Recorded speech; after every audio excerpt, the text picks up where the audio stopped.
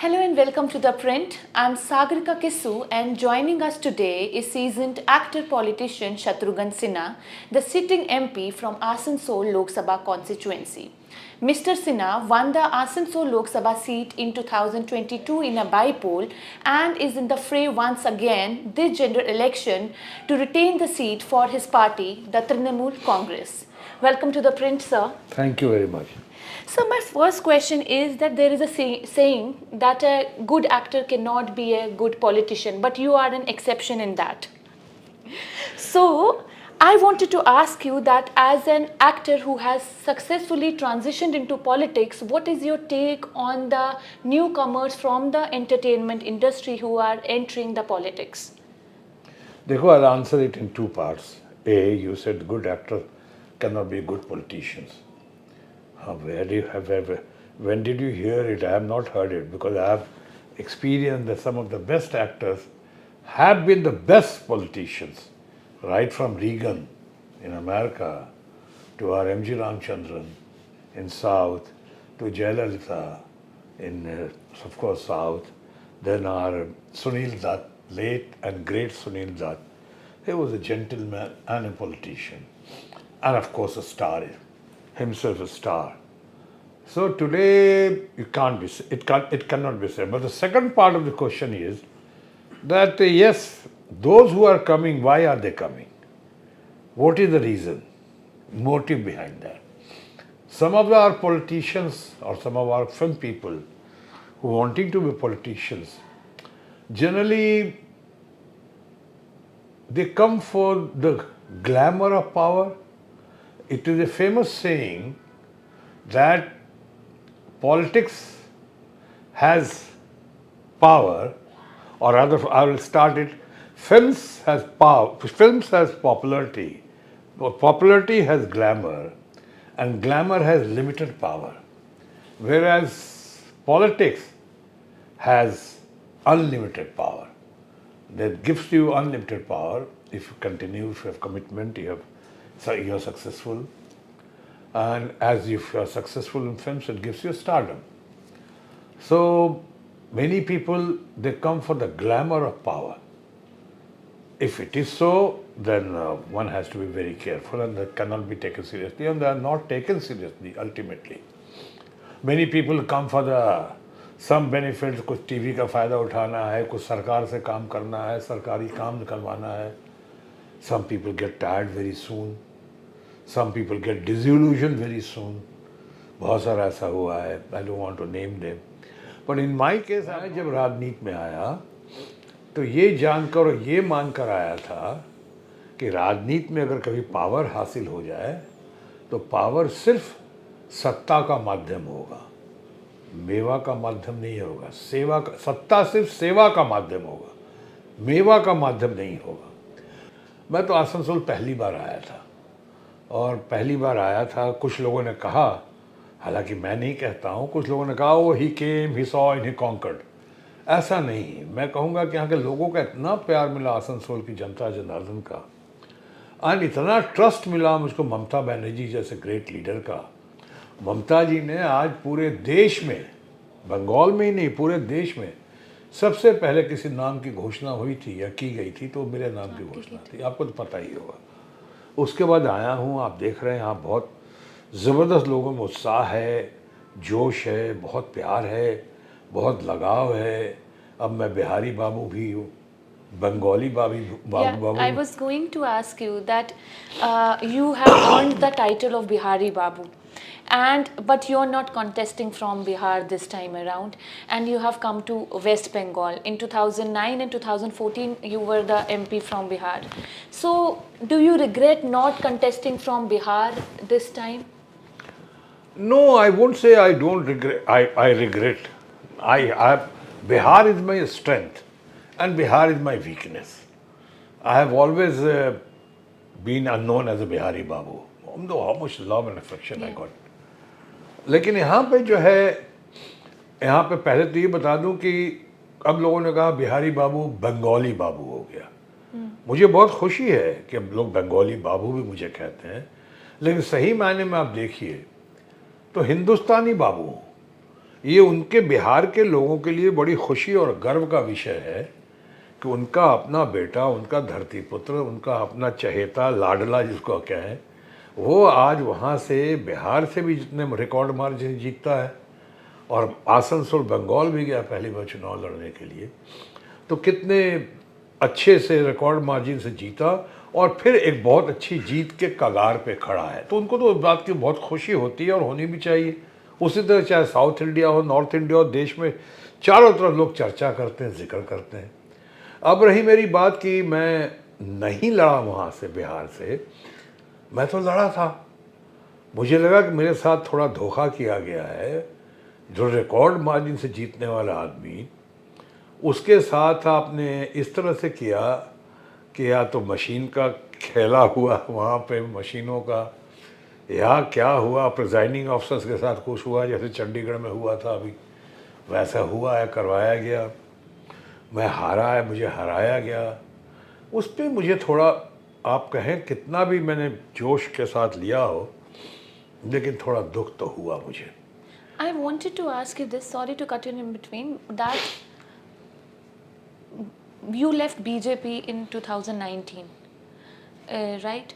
So do you think that leaving BJP because of the candidacy, that you were not given the ticket, or was it because of the ideological differences? आपने सही कहा, mainly ideological differences. अपने व्यक्तिगत मान सम्मान का मैं उतनी चिंता नहीं करता हूँ। हालांकि हुआ, ज्यादती हुई, जुल्म हुआ कि मुझसे बगैर पूछे हुए, जो रिकॉर्ड मार्जिन से हमेशा वहाँ जीत रहा था, हमेशा सिटिंग गेटिंग का तकाजा होता है, सिटिंग को सीट मिलती है, और मैं रिकॉर्ड मार्जिन से जीता हुआ, उसके बावजूद उन्होंने मुझसे बगैर राय मशवरा किए हुए किसी और को टिकट देने का फैसला कर दिया। तकलीफ तो हुई मुझे, लेकिन तभी मैंने कहा था कुछ भी हो, लोकेशन वही होगा, सिचुएशन चाहे जो भी हो। And that's why I fought from Patna, from Congress. Sorry, मैं इतना कह दूं कि आपने पूछा मुझसे आइडियोलॉजिकल डिफरेंस। यस, मैं जिस नानाजी देशमुख के द्वारा लाया गया, अटल बिहारी वाजपेयी जी, लाल कृष्ण आडवाणी जी, इतने अच्छे आए उनके लोग, वहाँ पे आपने देखा कि इतनी ज़्यादा लोकशाही थी। और अभी चंद सालों से देख रहे हैं आप कि कितनी ज़्यादा तानाशाही शुरू हो गई है। तानाशाही इस तरह से चल रही है, डिक्टेटरशिप कहते हैं, क्या कहते हैं लोग, आप जानती हैं। और वैसे हालात में जो हमें जो ट्रेनिंग दी गई थी, जब हम गलतियां कर रहे थे और गलतियां सुधार रहे थे, उस ट्रेनिंग में हमको ये समझाया गया था कि व्यक्ति से बड़ा पार्टी होता है और पार्टी से बड़ा देश होता है और देश से बड़ा कुछ नहीं होता। तो मैं देख रहा था कि देश हित में बहुत कुछ हो ही नहीं रहा है, बस एक ग्रुप के लिए हो रहा है, ग्रुप के ज़रिए हो रहा है, ग्रुप के द्वारा हो रहा है, ख़ास लोगों के लिए ख़ास लोगों की पार्टी बन रही है। और ऊपर से एकदम जो आप कह रहे हैं, आप अचानक डिक्टेटरशिप में नोटबंदी में लोगों की कितनी परेशानी, बर्बाद हो गए, तबाह हो गए, कई लोग नेस्तनाबूद हो गए, लाइनों में खड़े हो गए। उसके बाद आप उसमें बहस करते हैं, बिहार में कहते हैं थेथराई, जस्टिफाई करते हैं, और जस्टिफाई करते हैं तो कहीं आप दिखाते हैं माननीय प्रधानमंत्री जी अपनी माता जी को ही कहीं लाइन में लगा देती हैं। कोई बिलीव नहीं करता, सब हंसता है, क्या हो रहा है। कई लोग रोते हैं कि बताइए इतनी रिस्पेक्टेबल ऑनरेबल लेडी को, माँ को क्यों उन्होंने लाइन में लगवाया, कौन बिलीव करेगा उनको।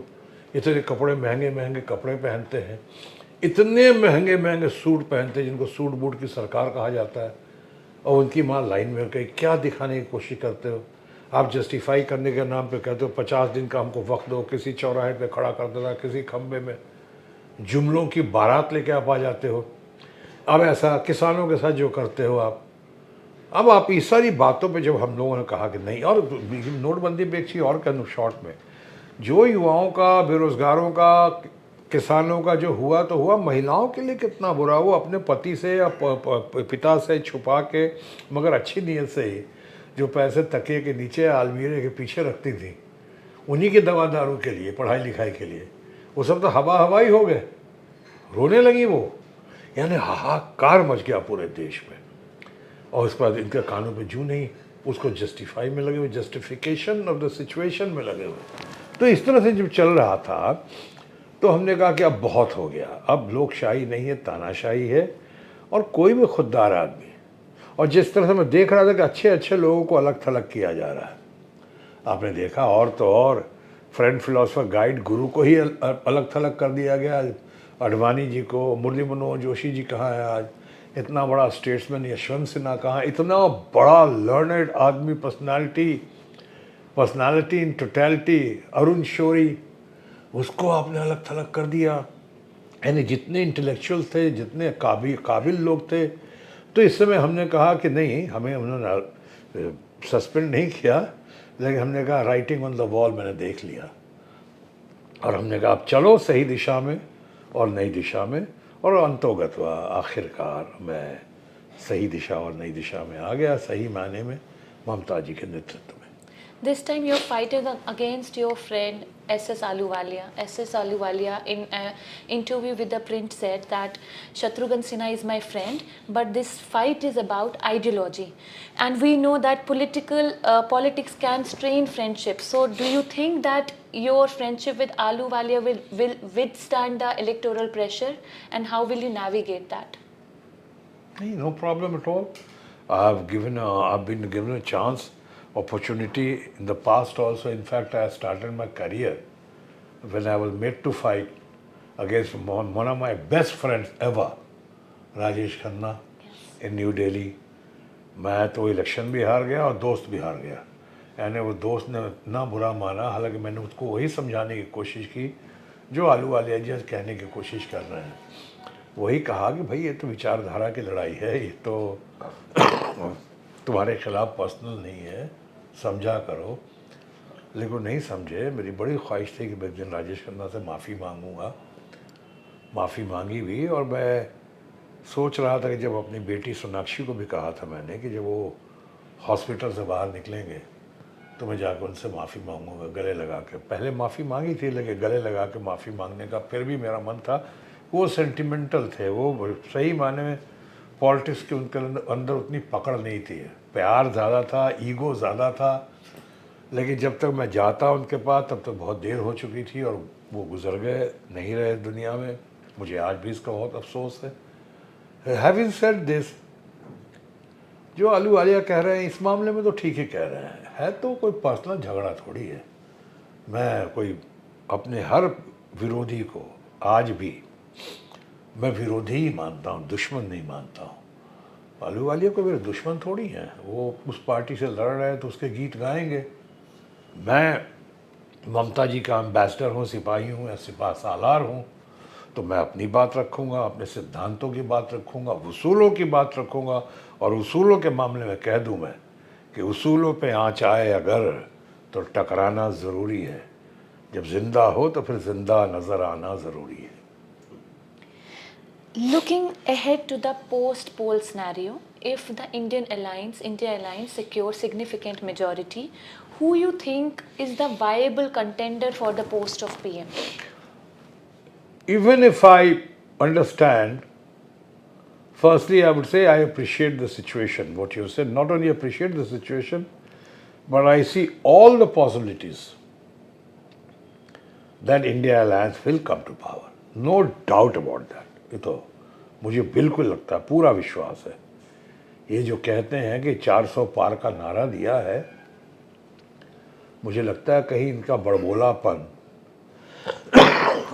ओवर कॉन्फिडेंस, या the way they have overshot the runway, कहीं नतीजा 2004 का ना हो जाए, जब मनमोहन सिंह जी प्राइम मिनिस्टर बनकर उभरे, नया फेस, लेकिन वेरी लर्नेड फेस, 10 साल तक रूल किया, बहुत अच्छा किया, बहुत तारीफ हुई उनकी, वर्ल्ड मार्केट में तारीफ हुई।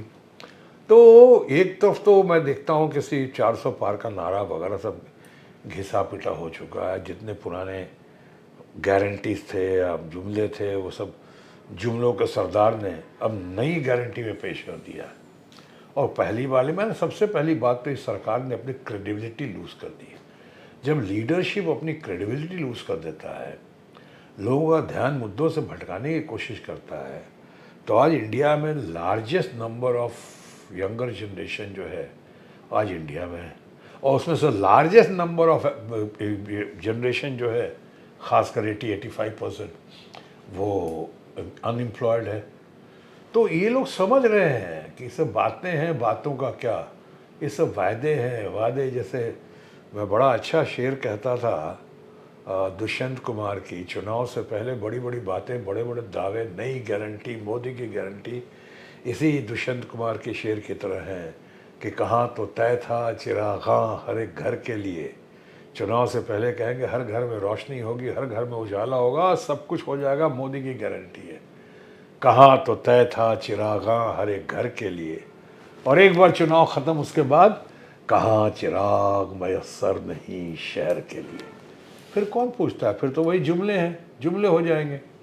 सो मैं ये कह रहा हूँ जो आप कहना चाह रही थी, पूछ रही थी उसके ऊपर, कि ये मोदी की जब जो गारंटी हुई है, जो जुमलेबाजी की है इन्होंने, जो क्रेडिबिलिटी लूज़ की है, जो महंगाई पे, बेरोज़गारी पे कोई रोशनी नहीं डालनी है, फार्मर्स को डबल इनकम करने की बात की, वो नहीं करती हैं। फार्मर्स को आपने 700 फार्मर्स हमारे शहीद हो गए, साल भर बैठा दिया, कीलें लगा दी, गोली चला दिया, कि टीयर गैस चला दिया, बहुत प्रताड़ना हुई, बहुत तकलीफ दी।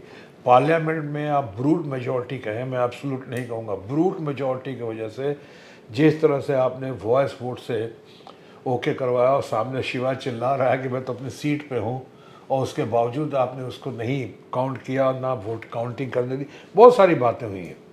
तो इसके बाद आपने जो कहा कि अब कोई भी फेस होगा, पहली बात तो डिसाइड इंडिया ब्लॉक करेगी, दूसरी बात जो होगा लर्नर होगा, कैपेबल लोग हैं, काफ़ी समझदार लोग हैं, मैच्योर्ड लोग हैं, इन्होंने पास्ट से सीखा भी है, चाहे राहुल गांधी हो, कि केजरीवाल हो, कि हमारी अपनी ममता बनर्जी हो, कि अखिलेश का नाम कुछ लोग चलाते हैं। अच्छे लोग हैं, बढ़िया लोग हैं, काबिल लोग हैं, समझदार लोग हैं, लेकिन ये आने वाला वक्त जब हमारा इंडिया ब्लॉक परचम लहराएगा, उस वक्त फैसला। पर्सनली आप किसको देखना चाहते हो पीएम कैंडिडेट? नहीं, इलेक्शन की घड़ी है, इस वक्त मेरा कहना ठीक नहीं होगा, कहना ठीक नहीं होगा, लेकिन हाँ इतना ज़रूर कहूँगा कि जो भी होगा बहुत अच्छा होगा, और कलेक्टिव लीडरशिप होगी एक तरह से, और वही परिणाम होगा या शायद उससे बेहतर परिणाम हो जैसे कि मनमोहन सिंह जी के वक्त में हुआ था। और एक चीज़ आखिरी में और भी कह दूँ, जो भी देश की हालात हो गई है आज, देश पे जितने प्राइम मिनिस्टर थे सबको मिलाकर उससे 4 गुना ज़्यादा कर्जा में जिस तरह देश डूबा हुआ है, तो मैं कहूँगा आपके अपने जो भी होगा बेहतरी के लिए होगा। Any change in the government has to be for the betterment. You have been a very vocal critique of electoral bonds. You have been targeting BJP Finance Minister Nirmala Sitharaman. But TMC has also received electoral bonds from almost the same companies as BJP. How do you respond to that? नहीं, ऐसा है कि वो तो issue है ही नहीं, वो तो बात हो ही नहीं रही है कि उसने भी फंड लिया, थोड़ा बहुत लिया, जो रूलिंग पार्टी के दोस्तों ने 67% लिया, ऑपोजिशन ने भी करीब 30 या 37% लिया। ये तो मेन इशू नहीं है, 2 इशू मेन है। एक तो ये मैं कहूँगा, जब विंडो ओपन कर दिया आपने, मनमोहन सिंह जी की भाषा में लीगलाइज्ड करप्शन का आपने डोर खोल दिया, तो जाहिर है कि अगर आप करेंगे, इस तरह लूट मचाएंगे, तो दूसरे भी तो करेंगे ना। वो आएंगे, उस समय तो लीगलाइज करप्शन हो गया कि आप करो, चाहे डीएमके हो, चाहे कांग्रेस पार्टी हो, चाहे ये हो, वो इशू नहीं। वो किया, कोई बात नहीं, जो आप कर रहे हैं तो बड़े भैया करेंगे तो छोटे भैया नहीं करेंगे, बड़े मियाँ करेंगे तो छोटे मियाँ नहीं करेंगे, करेंगे, किया उन्होंने। 2 इशू जो मैंने कहा, पहली बात ये है और सबसे बड़ी बात ये है कि सुप्रीम कोर्ट ने सारे मामले को अनकॉन्स्टिट्यूशनल करार दिया, जो मैं प्रेस कॉन्फ्रेंस में कह रहा था, अनकॉन्स्टिट्यूशनल, गैर संवैधानिक है। इसका माने गैर संवैधानिक के साथ साथ गैर कानूनी भी है। ऐसा उस पर आप कोई जवाब नहीं दे रहे माननीय प्रधानमंत्री, एक बार नहीं करा, बल्कि जस्टिफाई कर रहे हैं, जैसे बिहार में कहते हैं थथराई कर रहे हैं, जस्टिफाई कर रहे हैं आप सिचुएशन को। सुप्रीम कोर्ट कोई दूसरा होता, हम लोग कोई होते, आप लोग होते, तो कंटेम्प्ट लग जाता अभी तक। और अनकॉन्स्टिट्यूशनल किसी सरकार ने ऐसे किया होता, खासकर अपोजिशन के, तो उनको तो आपने अभी तक जेल भिजवा दिया था, इस्तीफा तो मांगा ही होता। लेकिन यहाँ क्या, what is right for Peter should be right for Paul. जब आप नहीं करते हो और सामने वाले से कहते हो कहीं और मामलों में इस्तीफा दो इस्तीफा दो, मणिपुर के मामले में आप लोग इस्तीफा नहीं मांगते हो ना देते हो, हाथरस के मामले में इस्तीफा नहीं देते हो आप वो कठुआ के मामले में नहीं मांगते हो इस्तीफा, ना देते हो। कानपुर में इतना बड़ा अत्याचार हो जाता है लड़कियों के साथ और सामूहिक शोक कांड के बाद वो आत्महत्याएं करते हैं, उस पर आप इस्तीफा नहीं देते हो। रोज़ सैकड़ों किसान रोज़ आत्महत्या कर रहे हैं, उस पर इस्तीफा नहीं दे रहे हो। आज यूथ हमारा जो अनएम्प्लॉयड है, फ्रस्ट्रेशन है बेचारा, हमारा घर का बच्चा सब कई आत्महत्या कर रहा है, उस पर आप इस्तीफा नहीं देते हो। लेकिन हाँ, संदेश खाली का हुआ अगर मामला, अगर वो सत्य है तो उस पर आप इस्तीफे की मांग करते हो।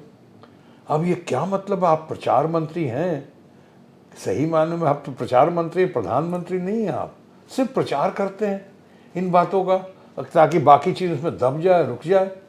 तो मैंने कहा था दो इशू है, एक है कि कॉन्स्टिट्यूशनल नहीं है, यानी संविधान के खिलाफ ही काम हुआ, और दूसरा जो एक्सटॉर्शन रैकेट जो हुआ है, ये आप कहें डीएमके पे कहें कि ममता पे कहें आप हमारे कांग्रेस पे कहें, क्या इनके पास ऐसे कोई हथकंडे थे जिसके जिसके जरिए दो चीज़ें, एक कि जिसका आप दबाव डालें ईडी सेंट्रल एजेंसी के जरिए, और सेंट्रल एजेंसी के जरिए डरा धमका के आप जो कल तक बिल्कुल पैसे नहीं दे रहा था, कल तक जो डिफंक्ट हो चुका था, जो बैंकरप्ट ऑलमोस्ट हो चुका था, उससे अब 400 और 1000 करोड़ ले रहे हैं उससे।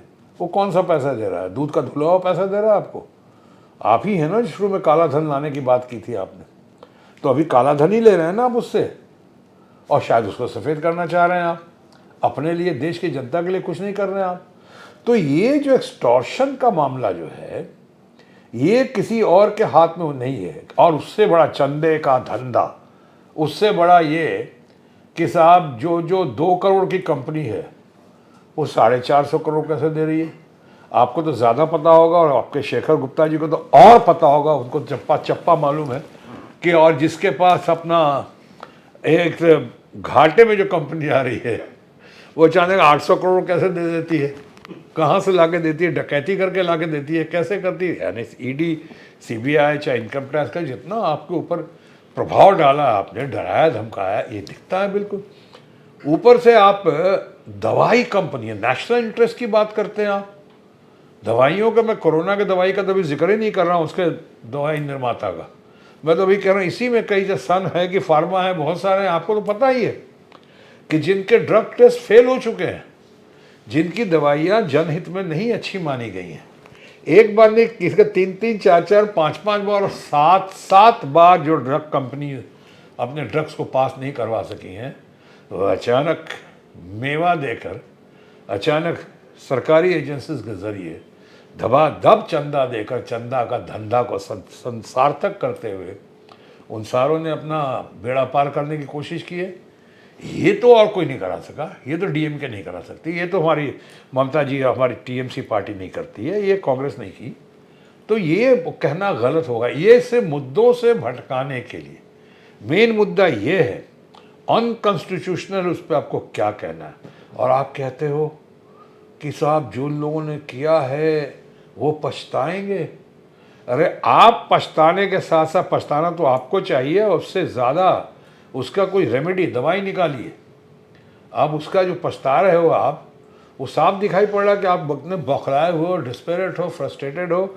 शायद इन्हीं बातों को दबाने के लिए एक नई दवाई आपने निकालने की कोशिश की है, और जिसका नाम है मोदी की guarantee. You have also spoken a lot about Ram Temple. So how do you see mixing of politics and religion? Do you think that this time around the temple politics will trump up over the basic issues of inflation, unemployment? पहली बात तो I must make it clear. Nobody on earth, or especially nobody in our country, will ever say a word against Ram. They have tremendous love and faith in Ram, Lord Ram. Ram हमारी भक्ति है, राम हमारी शक्ति है, राम हमारी ऊर्जा है, राम हमारी आस्था है, राम हमारी संस्कृति है, राम हमारी परंपरा है, राम मर्यादा पुरुषोत्तम है। अल्लामा इकबाल के शब्दों में राम इमाम हिंद हैं, तो उन पे तो किसी को कोई इतराज़ नहीं है। बस जिस तरह से आपने आधे अधूरे शंकराचार्यों को भी निमंत्रण नहीं दिया गया, वो कह रहे थे पूरा मंदिर बन जाएगा तब कर लेना। बहुतों की इच्छा थी कि अभी रामनवमी गुजरी है, रामनवमी के दिन इसका होना चाहिए था। बहरहाल चलो आपकी मर्जी है, कुछ वोट बैंक का पॉलिटिक्स होगा, जो भी होगा। मंदिर के नाम पे आपने मुद्दों से लोगों को थोड़े दिन के लिए भटकाने की कोशिश की और कुछ हद तक कामयाब हुए क्योंकि And we इतना are seeing that in North Bengal also. In North Bengal, we are seeing this, that how temple politics, Ram temple politics is being used.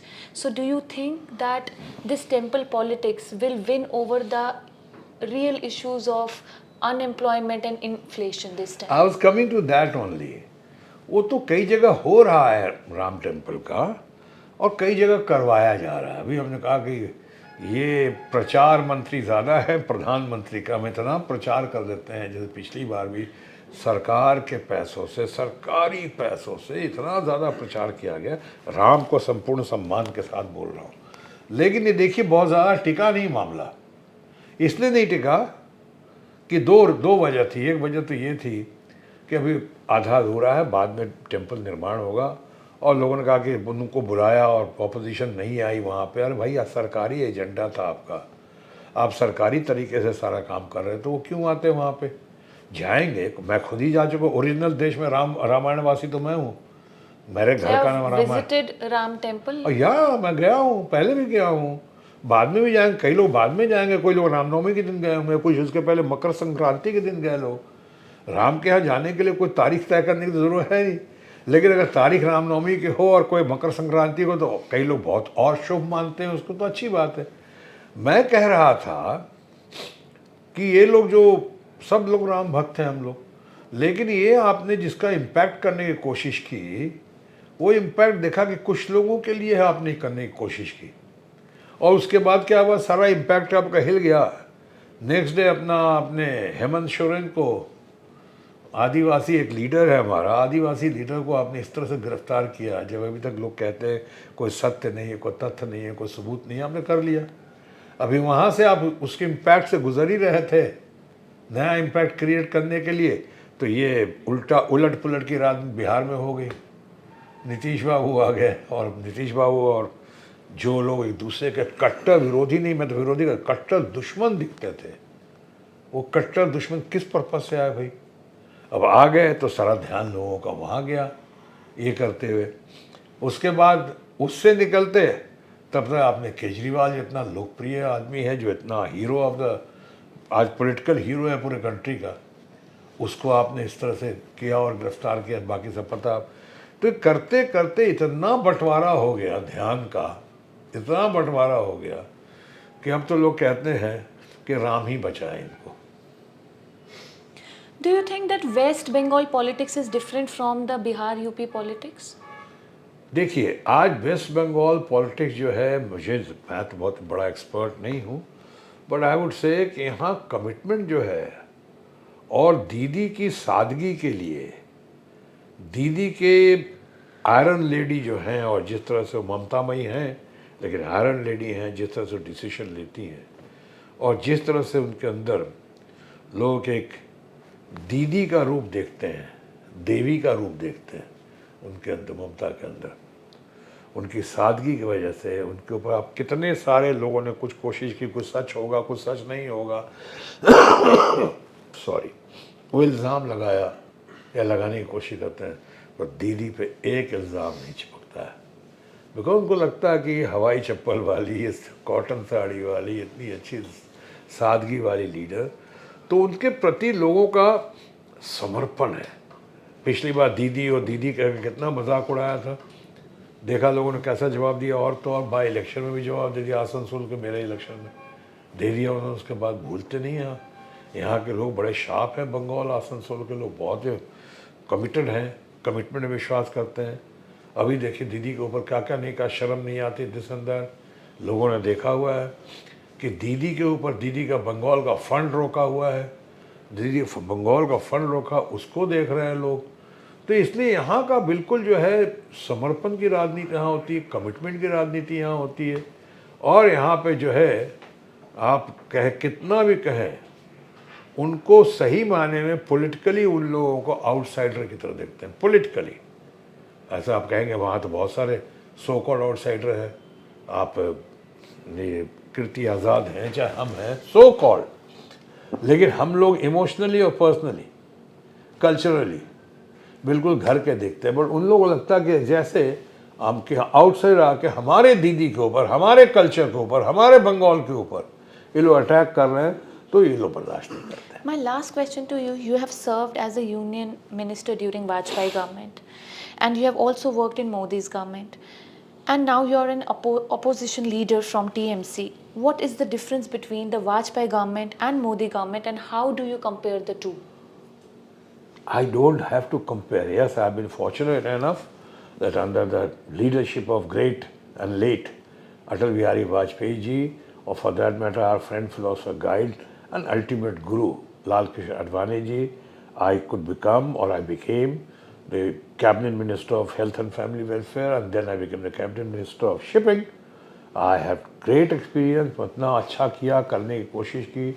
हमारे टाइम में जो नए एम्स की शुरुआत हुई थी, आपको सुन के खुशी होगी या शायद जानकारी होगी कि मैं ही हेल्थ मिनिस्टर उस वक्त, जो पटना में, रायपुर में, राजस्थान में, आसाम में, जम्मू में 6 जगह हम लोग किया था एम्स का। पटना में तो आज फ्लरिश भी कर रहा है, बिहारी बाबू ने एक अच्छा काम किया शायद वहाँ पे। तो ये सब उस समय था कि भले अटल जी के सब कुछ था, लेकिन कलेक्टिव लीडरशिप थी। वहाँ आप सारे कैबिनेट मिनिस्टर को जानते थे, पहचानते थे, उनकी इज्जत करते थे। अब आज उस समय जो लोकशाही थी जिसका मैं जिक्र किया, आज तानाशाही है। हमारे दोस्त हैं माननीय प्रधानमंत्री नरेंद्र मोदी जी, लेकिन उनके समय इतनी तानाशाही दिखा रही है, लोग इतने सहमे हुए हैं। मैं आज लोगों से पूछना चाहूँगा, 6 कैबिनेट मिनिस्टर का नाम बता दो आज के यंगर जनरेशन से। वो पहले कह देंगे मोदी जी, जिनका आपने पूछा भी नहीं। दूसरा कह देंगे अमित शाह का, जिनके बारे में आपने जानना नहीं चाहा फिलहाल। आपने कहा 6 कैबिनेट मिनिस्टर का नाम बताओ, तीसरे से शुरू करो, हाँ ऐसे करना चाहिए।